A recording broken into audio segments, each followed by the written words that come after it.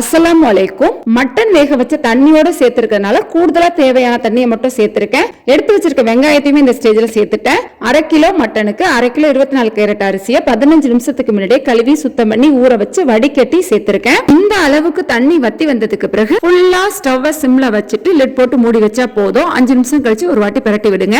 குங்குமப்பூ வந்து கொதிக்கிற பால் ஊத்தி ஊற வச்சிருக்கேன். மறு 5 நிமிஷம் கழிச்சு இந்த மாதிரி பிரட்டி விட்டா போதும். சூப்பரா தம்மாகி வந்துடும். நான் தோசைக்கல்லாம் வச்சு மேல வயிட்டெல்லாம் வச்சு தம் போட மாட்டேன். அடுப்பை சிம்ல வச்சுட்டு லிட் போட்டு மூடி வச்சாலே செம்மையா தம்மாகி வரும். என்னோட ஸ்டைல்ல நான் இப்படிதான் தம் போடுவேன். இப்போ ஊற வச்சிருக்க அந்த குங்குமப்பூ கூட சேர்த்துட்டு மேல 2 ஸ்பூன் அளவுக்கு நெய் சேர்த்துக்கலாம். கொஞ்சம் மல்லித்தலையும் சேர்த்துட்டு ரோஸ்ட் பண்ணி வச்சிருந்த வெங்காயம், பாதாம், திராட்சையும் சேர்த்துக்கலாம். பாதாம் பருப்புக்கு பதிலா நீங்க முந்திரி பருப்பு கூட சேர்த்துக்கலாம். கருப்பு திராட்சைக்கு பதில் பிரவுன் திராட்சையும் சேர்த்துக்கலாம்.